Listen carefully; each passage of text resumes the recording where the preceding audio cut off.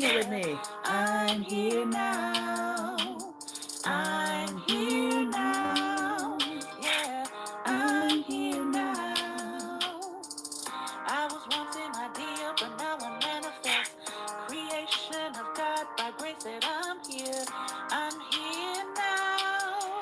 Yeah, I'm here now, and I won't be erased, and I won't be erased, and I won't be replaced, and I won't be erased, because I'm here by grace, and I won't be erased, and I won't be replaced. I won't be replaced. I'm here now.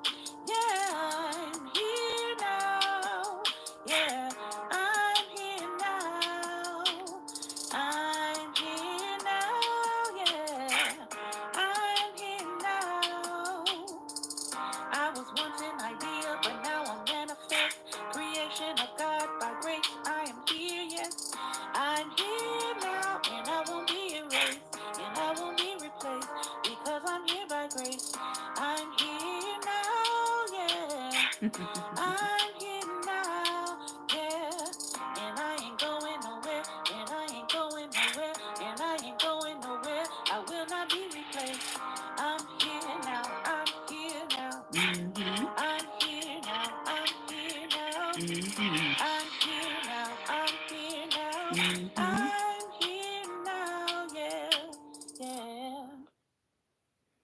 I hope you enjoyed that because that has been my declaration for the past couple of days. And I sing it to myself. I'm here now. Doesn't matter how I got here, doesn't matter the circumstances of my birth. The reality is, I am here now. And so, what I do with my now is important. What I do with the life that I have and the life that I live now is what's most important. And people can't take that away from you when you know whose you are and you know that the very fact that you exist means that there is something important for you to do. Means that there is something. So I'm going to go ahead and turn on my security features here before we get started. And let's roll. So, good morning. If you missed the song, you have to go back and catch the replay. I was listening to a beat on Facebook the other day, and I was like, man, this beat sounds really good. And as I was listening to the beat, an affirmation that I had written, I think the same day, started playing in my mind, and I just began to sing to the beat. And so I recorded it. It's not my beat, it's just my lyrics. I recorded it and I just played it a moment ago. I want to share with you today's quick affirmation and inspiration. And then we're going to hop right into the topic for today. If you've been with us on Thursdays, you know that this is Thinking Thursday, Theology Thursday, where we talk all things belief, faith, theology, philosophy, worldviews. And right now we're working on a book about forgiveness. And it's not, you should forgive everybody and let people run all over you. That's not the kind of reading that we're doing. I don't know what other people are doing, but that's not what we're doing over here. The book is called Failures of Forgiveness: What We Get Wrong and How to Do Better by Dr. Maisha Cherry. So we're going to hop back into that in just a moment. Today's topic: who's the boss? Malcolm X said, learn to see, listen, and think for yourself. There are a lot of people, unfortunately, in this world that are not thinking for themselves. They're letting other people think for them. They are letting public opinion think for them. They are letting mass group think happen in their life. And I'm just not one of those people. I've never been that person that just goes along with what everybody is doing just because everybody says it's right. I often use my gift of pattern recognition. So sometimes I can see a pattern very quickly, recognize it, synthesize it, and put it out there. And I get pushback all the time. on things that I see way before other people see them. So I've learned now to not get upset when people don't see what I see, because sometimes it takes people longer to recognize something, or sometimes it takes people longer to recognize a pattern, or sometimes it just takes people a long time to see what it is that you saw all along. Now, if you are a person that has this gift, I call it a gift of pattern recognition, just tap the screen a little bit so I know that you're here.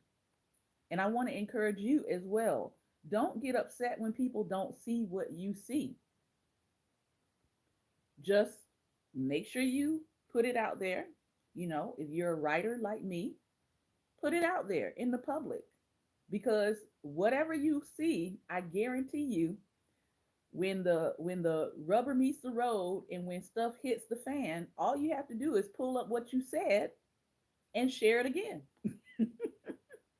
I've been doing a lot of that since January 20th.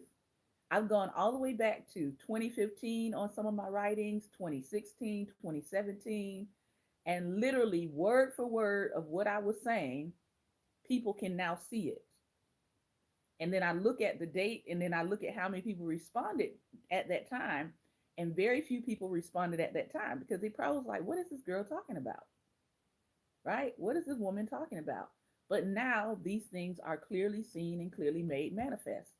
Now, that doesn't necessarily mean it was prophetic. It just means I had good pattern recognition and I could synthesize information and I put it out there. So everything is not, we don't have to spiritualize everything. Okay? Let's see what the reading says today. One thing you must put aside in order to fulfill your unique possibilities is conformity.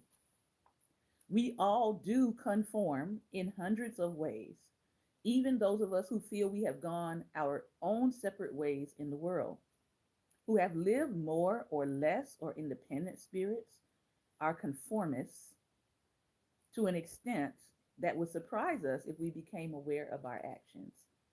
I once heard an amusing story that epitomizes the idea of conformity.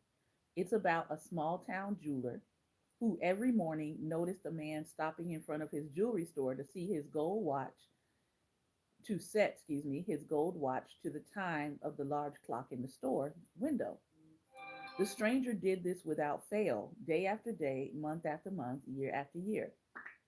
One morning, as the jeweler was sweeping the sidewalk in front of his store, the man stopped to set his watch. On impulse, the jeweler spoke to him. He said, "For years, you set your watch by my big clock each morning. Why?" The man finished winding his watch, placed it in his pocket, and replied, "I'm the timekeeper at the factory down the street. Every day at noon, my job is to blow the noon whistle, which tells everyone that it's time to break for lunch." The jeweler stood back surprised and said, "That's odd. I've been setting my clock in the window for all these years by your noon whistle." Each of us should realize that what others do, the way others conduct themselves, is not necessarily what we should do or how we should behave. We are all unique. So, the affirmation today is success requires a degree of individualism. I am unique. So they were setting their lives by each other's clocks, which means both of them were probably wrong, maybe. I don't know. But I just thought in real life that's actually how some people live. They're looking at somebody else for the standard. That same person could be looking at you for the standard, and y'all are kind of canceling each other out because you're comparing each other to each other and you don't even know it. Sometimes that happens. Let's get back to the business of forgiveness. We're looking at forgiveness in a workplace setting. That's what this particular chapter is about. And this section is called It Takes a Village. It Takes a Village. Hopefully, we'll get to the next section, which is the dark side. So let's take a read. Consider an unfortunately common case. Imagine a workplace bully whose behavior is stressing you out and having a negative impact on your productivity. According to the studies, forgiveness is associated with decreases in stress levels and an increase in productivity. Remember that this points to a correlation but not a causation. Perhaps this might apply to your case too, and you should forgive the bully for mistreating you. But even if forgiveness gives you the positive results in the beginning, they can't last. What if you continue to be mistreated, or your boss does nothing about it, or other employees refuse to take behavior seriously? We do not need to engage in a year-long study to tell us that this will almost certainly have a negative effect on your well-being and productivity. For this reason, the general link between forgiveness and positive office outcomes should not lead us to blindly promote forgiveness as a panacea to office conflict. We also must figure out the kind of work climate needed to allow for the possibility for forgiveness. Climate involves the shared values, work conditions, procedures, strategies, and types of engagement encouraged in the workplace. Although climate and culture are not synonymous, climate influences culture. When a climate at work is toxic, for instance, when verbal and emotional abuse become normalized, like it's about to be become a normalized in the White House administration, yeah, and there's no system in place to express grievances because the White House administration has removed all the systems that would help you with grievances, a culture of bullying develops over time. That is to say, an expectation of bullying emerges from the daily operations and values climate of an organization. What kind of work climate opens up the possibility for forgiveness? Professor or manage of management Ryan Fair and colleagues suggest that a climate in which forgiveness emerges requires three cultural values: restorative justice, compassion, and temperance. Now, what if you are part of a climate that believes that compassion is a sin, that empathy is a sin? I'm looking at all of the federal employees right now who are going to be affected by an administration that does not believe in compassion or empathy. It may be a rough road ahead for them. When organizations implement work conditions, procedures, and strategies that are informed by these values, organizations can reduce conflict or at least make it possible for forgiving responses to emerge. Let's take a closer look at these values and examine how they can facilitate forgiveness. So, the first value she talks about here is restorative justice. I learned about the concept of restorative justice when I was teaching back in Florida, and I was teaching at an alternative school, an all girls alternative school, where many of the girls had gone through the legal system, and a part of their, um, I guess, their entry back into life was them being sent to our school. So a part of their restorative justice process was you've got to enroll in school, you've got to finish your high school education so that you can get your diploma. You can't get in any more trouble. And some of those girls were with child. So I had students in my space that were, they had either had some sort of serious charge, whether that was violence or some of them had dealt with violence and were also expecting. And then some of them had been dealing with abuse. And so they had found themselves in not the foster care system, but I don't know what you call it, where you're basically a warden of the state. But they kept running away from the state housing that they were in. And so part of their restorative justice, part of that program of getting back into life was you have to show up to the school, you have to report, you have to be present, you have to be working on your graduation requirements. And so we had a saying at my school that 1 year of work as a teacher at my school was equivalent to 5 years in the public school because it was high stress. It was a high stress um, environment for teachers. Now, because I was an at risk child, it wasn't that high stress for me because I knew how to handle and deal with my students because I could see them, I could see myself in them. So I had a better outcome with the girls that I worked with. But I learned about restorative justice through working at the school and through the process that they were taking students through. And I said, this really needs to be applied in more than just a school setting. More of this needs to happen if we want to affect change with people. Because sometimes we don't leave space for people to restore themselves. We don't leave space for people to restore their dignity. We don't leave space for people to say, I jacked up, but I want to fix it and I want to restore my humanity. I want to restore my dignity in the situation. So, restorative justice entails the belief that resolving conflict requires the engagement of all stakeholders, the victim, the offender, and other relevant parties. Rather than place the entire burden of conflict resolution on the victim's shoulders, restorative justice recognizes that other people have a role to play as well. Offenders apologize or they go through a program to rehabilitate. Supervisors offer restitution, and the organization as a whole works on rebuilding trust. Third parties may also be contracted to help resolve conflict, i.e., us. What might this look like in the case described above? Your bully could offer up an apology and compensate you. A manager could focus on what the organization could do to restore your well being and trust.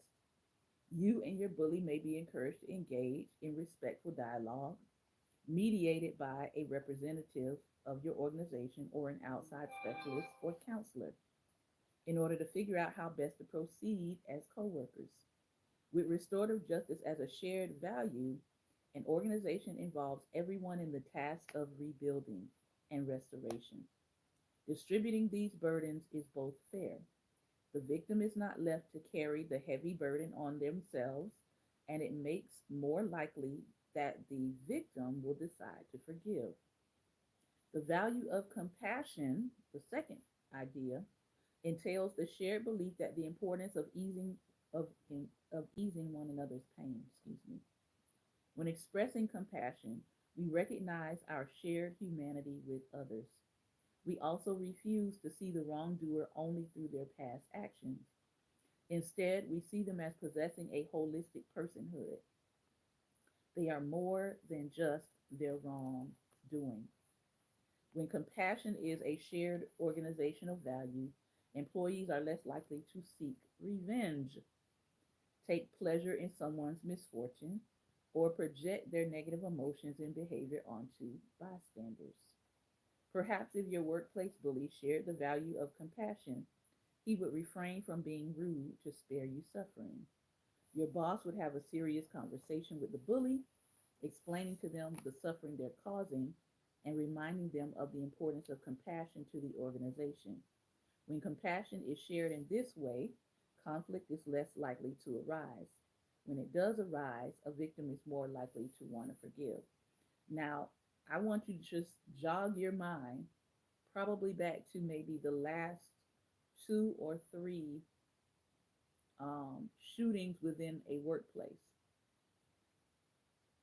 And I want you to think about the fact that often the person who was doing the harm or who comes back to the space to do the harm was being bullied. I think the last two or three ones that I've heard of that had to do with workplace violence, where the person came back and they pew pewed up everything, it was somebody who was being bullied and nothing was being done by the organizational leadership to address the bullying that was happening. So think about in that context. What if that person had actually had someone addressing what was occurring, the organization taking seriously what was happening to them, and not ignoring it and not saying, suck it up and get over it? What if they had actually addressed it? There would still be people alive. Something to think about. A climate in which forgiveness emerges also requires the shared value of temperance. This value is concerned with restraining ourselves from disruptive and hurtful behavior, even when we are tempted or provoked to act otherwise. It's about moderation, self control, and self mastery. And if you've been listening to me for any length of time, a lot of the work and a lot of the readings that we do center around self control and self mastery, because those are two things I feel that are severely lacking in our society. Whether it's people who are going off online and cannot control their digital keyboard fingers, or what's happening, in your day to day. There people lack self-control. They lack self-mastery. And so when you are practicing those things in your life, you're going to tend to zoom in and hone in on who doesn't have it. And most of the time, I'm trying to get as far away from people who don't have self-control and self-mastery, because I know that they're probably going to be a danger to themselves, possibly a danger to me, and anyone that's connected to them. Getting angry, flying off at the handle, cussing people out. Like, just look around you. You have people going off every single day. Their coffee is not hot enough. They're going off. Their coffee is not cold enough. They're going off. Um, Taking too long in the drive-through. They're going off. You didn't give me a spoon. I'm gonna come back and pew pew you. I'm gonna come in the store and pew pew you. Like, that's a self-control, self-mastery issue. So these things, compassion, temperance, restorative justice, are important. We're wrapping up this section, and then we're going to come to our talk back time. Ancient philosophers like Plato and Seneca thought that temperance dealt with the inner tension we feel between the rational and reasonable part of ourselves and the irrational and impulsive part. When we are temperate, we choose the rational and moral over the irrational and immoral. The ancients advise us that we can exercise temperance by figuring out which pleasures relate to our and others' well being, and through practical wisdom, choosing these pleasures over those that block or reduce our well being. Some even suggest that temperance is the most basic value, the value on which all others depend. It's hard to practice compassion when you would rather see other people suffer. And it's hard to share restorative justice as a value when you would rather engage in selfish or vengeful pleasures instead. According to this line of thought, to share the value of restorative justice and compassion requires us to have a certain amount of self control. And temperance allows us to curb workplace conflict and respond to it in productive and selfless ways. To share temperance as a workplace value is to strive to choose non-disruptive behavior over the pleasure and immediate gratification mm-hmm, that native behavior and emotions may yield. Now, I will tell you, I was not always this person. I was not always the person who thought before I spoke. I was definitely not always the person who chose nonviolence. um, for a great deal of I would say my younger years, my teenage years especially, it was nuck if you buck. It was because I grew up in an environment where if somebody said something to you that was disrespectful, you didn't stand there going back and forth. You just hit them. You hit them. You didn't do a lot of talking. As a matter of fact, in my community, if you were doing a lot of talking, people knew you were not about the fight life. You just hit them because it was understood you have one time to get this right. And if you don't, that person is going to do you physical harm.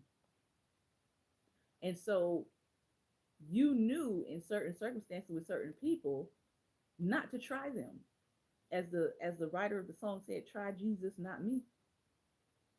There were people in our community you just knew you don't try them because their first response is going to be to hit you and to knock you out. Now, because we are adults, we are grown, right? Hopefully, we are maturing. Violence or physical action shouldn't be our first response. We might expect that out of the younger ones or our students, right?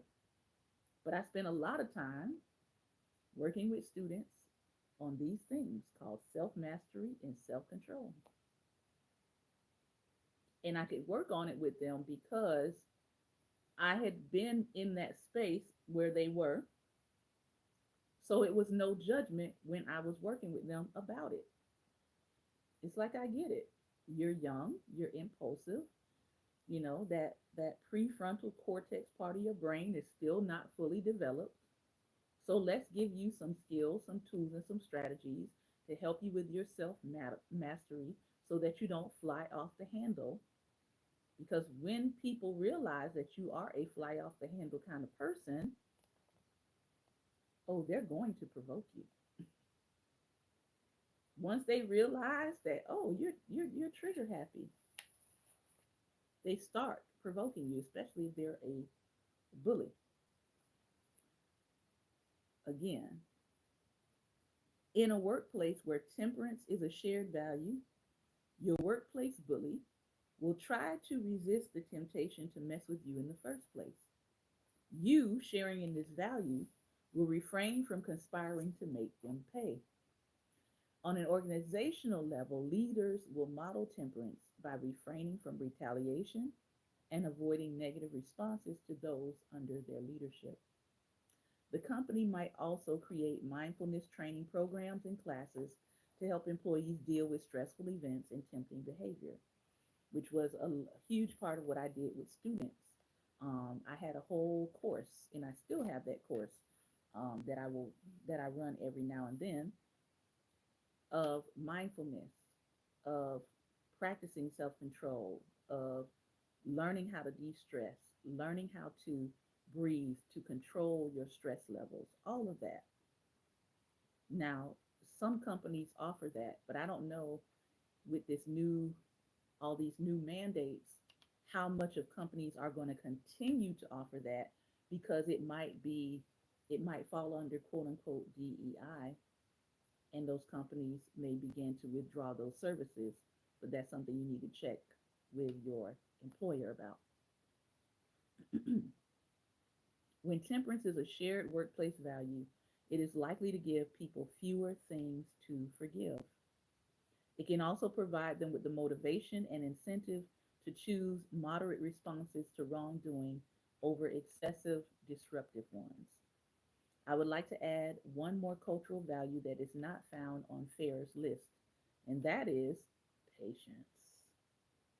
I tell you, one of the greatest compliments that I get is when people say, wow, you are really patient, or I can't believe how patient you are being. That just lights up my soul. You know why? Because it's a reminder to me of how much work I have done on myself and self mastery.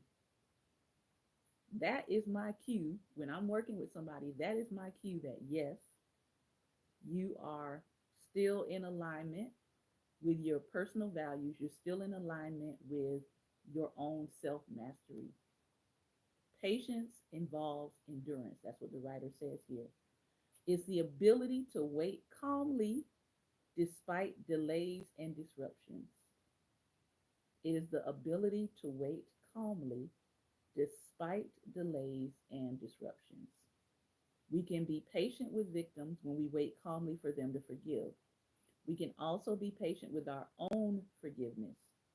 Patience also involves perseverance. It's the ability to remain attentive to a task over a long period of time. So if you're neurodivergent like me,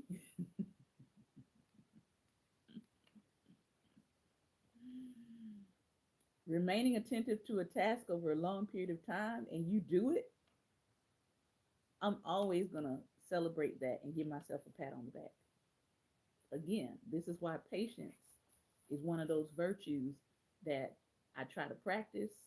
And when people notice it, it lights up my soul because because it's a recognition for me that people can see the fact that I'm actually demonstrating patience. In this way, is being patient with forgiveness itself. I like the way she says this. Engaging in moral practices of forgiveness, like moderating anger with the aim of repair, may require taking one's time. A lot of us don't get to this space because we don't want to take the time to do it. And I will tell you, I will be honest with you, this is work. When people say you have to do the work, you have to put in the work, this is a part of the work. Understanding when you want to get angry, when you want to be disruptive, when you want to act out, when you want to be irrational, when you want to punch people in the face, when you're in a workplace where people are testing your patience and testing your compassion, right? You got to do work in order to keep yourself in check.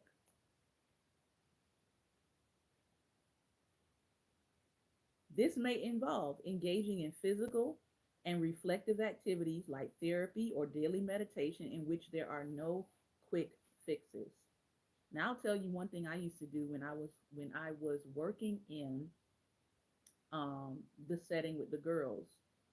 When I knew that I was coming up against a student that was offering me considerable amount of challenge and pushback, especially with patience,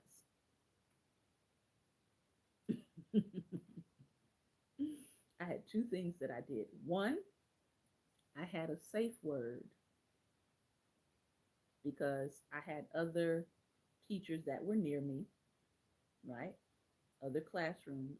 And when I felt that my temperature was rising and rising and rising and rising to the point where I was going to have a possible conflict with a student, I would go to my door, and people might find this to be a little funny, but I would go to my door and I would say, "Security!"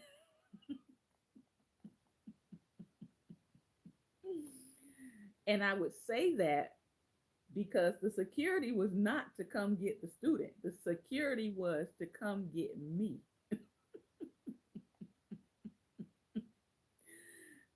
That was my safe word. That was come get me as a teacher because I am about to lose it. So I need a fellow worker to help me rein it in.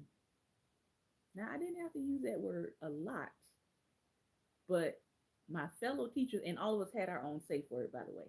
My fellow teacher realized when they heard me say security, they was like, okay, walkie talkie, somebody get to her space, please, and find out what's going on. Yeah. The other thing that I would do is when I had break time and I had pressure that was building up over a student behavior, situation, etc., I would go outside to the trash dumpster, the big metal one where you throw out all of your major trash, and I would kick it. I sure would. I'd be out there going to town. And one day, one of my students saw me and they were like, "What are you doing?" I was like, "Oh, I'm just releasing some stress. I'm releasing some pent up energy." because I had mastered self control. The self control is not that you just sit there with the energy, but you find a way to get it out that's not going to do harm to other people and that's not going to do harm to you. I had a pretty good set of shoes on when I did it, you know. I didn't put any dents in the can, but I was able to release that energy in a way that was not going to be disruptive to my learning environment and disruptive to my professional responsibilities. Last part here. It may require constant efforts to view the wrongdoer in a positive light. In sum, patience as a shared value comes with an appreciation for the fact that efforts at forgiving require undertaking certain steps carefully and sometimes over long periods of time. I'm going to stop there today. I know I took lots of pauses in the reading today, but I hope that you got something out of what she is saying, that it takes a village.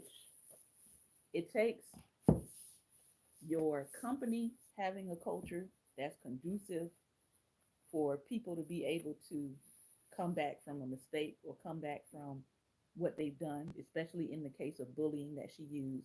But bullying is not the only thing, right, that can happen in a workplace that might require forgiveness. It Here's a often one that happens in a workplace. Taking somebody's work and not attributing the work to them, and you giving the wrong person all of the credit for the work that was done. That probably happens more often than the bullying, because sometimes people think, oh, I don't have to give this person credit, I can just hijack their work.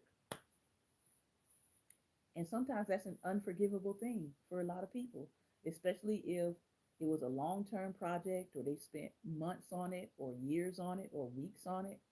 And then they look up and they see all of their work being parroted by maybe somebody in a higher position, and none of the credit is being given to them, or all of their research is being hijacked and none of the credit is being given.